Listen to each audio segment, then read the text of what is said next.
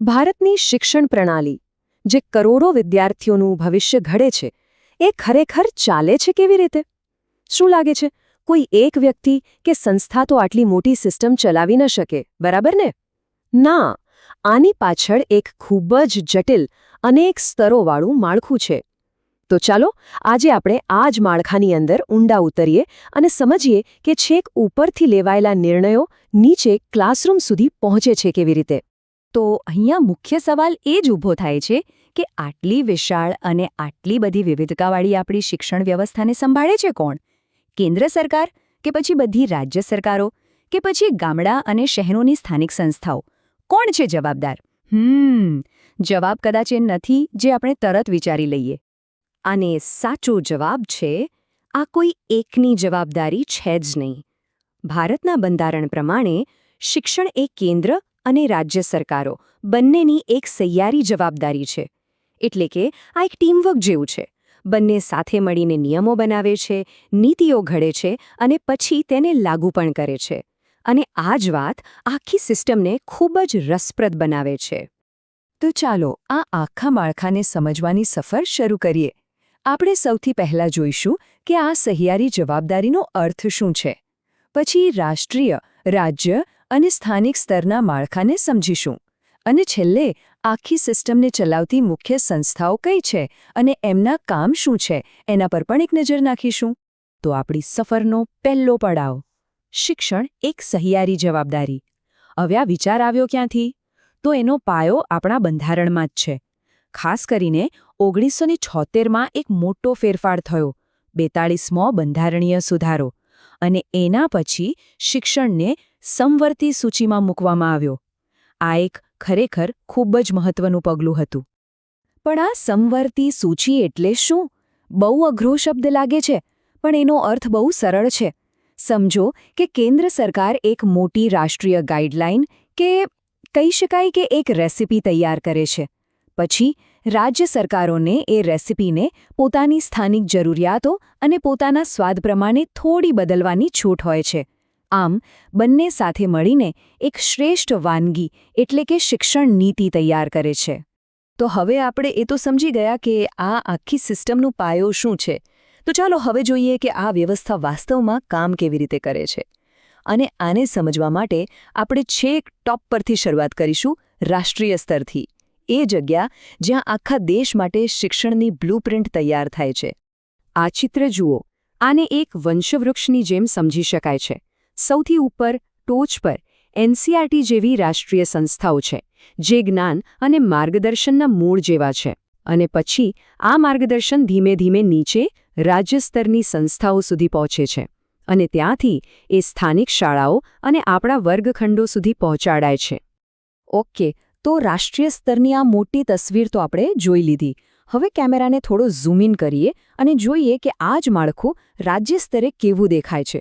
અને આ સમજવા માટે આપણે આપણા ગુજરાતનું જ ઉદાહરણ લઈશું.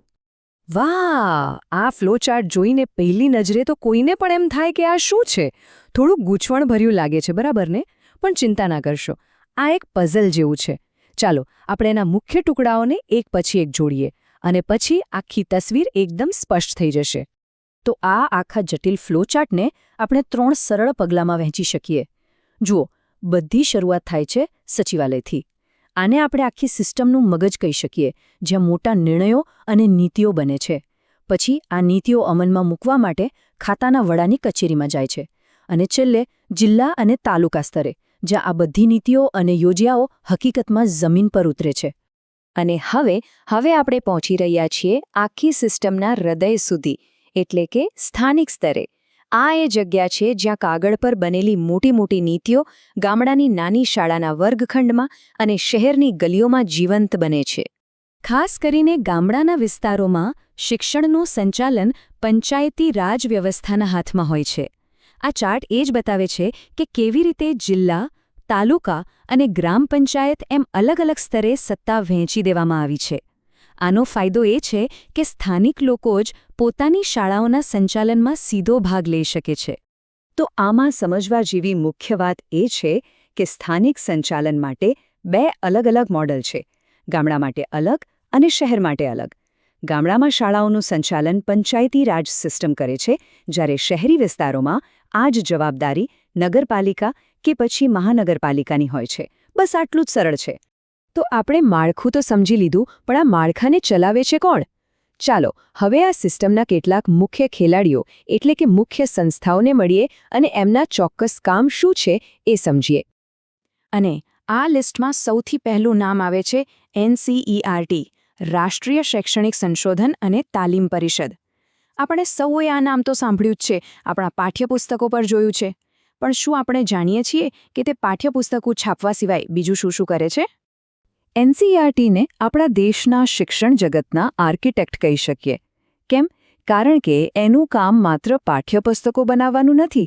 એ તો શાળાકીય શિક્ષણ માટે રાષ્ટ્રીય નીતિઓ ઘડે છે, આખો અભ્યાસક્રમ તૈયાર કરે છે, શિક્ષકોને કેવી તાલીમ આપવી એના માટે માર્ગદર્શન આપે છે અને શૈક્ષણિક ક્ષેત્રે નવા સંશોધનોને પણ પ્રોત્સાહન આપે છે. ટૂંકમાં ઘણું બધું. ચાલો હવે સ્કૂલમાંથી નીકળીને કોલેજ અને યુનિવર્સિટી તરફ જઈએ. અહીંયા મેદાનમાં આવે છે બીજી એક ખૂબ જ મહત્વની સંસ્થા, UGC એટલે કે યુનિવર્સિટી ગ્રાન્ટ્સ કમિશન. UGCની ભૂમિકાને સમજવા માટે એને ઉચ્ચ શિક્ષણ જગતના રેફરી અને બેન્કર બંને કહી શકાય. એક તરફ એ દેશની બધી યુનિવર્સિટીઓ માટે નિયમો બનાવે છે, શિક્ષણના ધોરણો જાળવી રાખે છે અને નેટ જેવી પરીક્ષાઓનું સ્તર નક્કી કરે છે. તો બીજી તરફ એ યુનિવર્સિટીઓને વિકાસ અને સંશોધન માટે જરૂરી આર્થિક મદદ એટલે કે ગ્રાન્ટ્સ પણ પૂરી પાડે છે. આપણે રાષ્ટ્રીય સ્તરે NCERTની વાત કરી, તો હવે પાછા ગુજરાતમાં આવીએ. અહીંયા રાજ્યકક્ષાએ NCERT જેવું જ કામ કરતી સંસ્થા છે અને એ છે GCERT એટલે કે ગુજરાત શૈક્ષણિક સંશોધન અને તાલીમ પરિષદ. GCERTનું કામ ઘણું ખરું NCERT જેવું જ છે, પણ એનો ફોકસ માત્ર ગુજરાત પર હોય છે. એ રાજ્યની શૈક્ષણિક સંસ્થાઓને માર્ગદર્શન આપે છે, શિક્ષણની ગુણવત્તા સુધારવા માટે કાર્યક્રમો ચલાવે છે, રાજ્ય બોર્ડ માટે પાઠ્યપુસ્તકો અને અભ્યાસક્રમ તૈયાર કરે છે અને શિક્ષકો માટે તાલીમનું આયોજન પણ કરે છે. ટૂંકમાં એ NCERTની રાષ્ટ્રીય ગાઈડલાઇન્સને ગુજરાતના રંગમાં ઢાળે છે. તો ચાલો હવે ફરી એકવાર આ ફ્લોચાર્ટ પર નજર કરીએ. હવે કદાચ આ એટલો ગૂંચવણભર્યો નહીં લાગતો હોય, ખરું ને? હવે આપણે જોઈ શકીએ છીએ કે કેવી રીતે દરેક ભાગ સચિવાલયના ઉચ્ચસ્તરીય નિર્ણયોથી લઈને GCERT જેવી સંસ્થાઓ સુધી બધા એકબીજા સાથે જોડાયેલા છે. આ એક એવી સંકલિત સિસ્ટમ છે જેનો છેડો છેવટે વિદ્યાર્થી સુધી પહોંચે છે.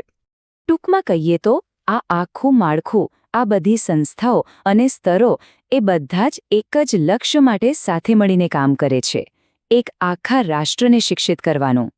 પણ આ બધું જાણ્યા પછી અંતે એક સૌથી મોટો અને સૌથી મહત્વનો સવાલ તો મનમાં ઊભો થાય જ છે કે આટલું મોટું વહીવટી તંત્ર, આટલી બધી સંસ્થાઓ, આટલા બધા સ્તરો, આ બધું મળીને છેવટે એક વિદ્યાર્થીના વર્ગખંડના અનુભવને કેવી રીતે અસર કરે છે? શું આ આખી સિસ્ટમ ખરેખર એક વિદ્યાર્થીના ભણતરને વધુ સારું બનાવી રહી છે?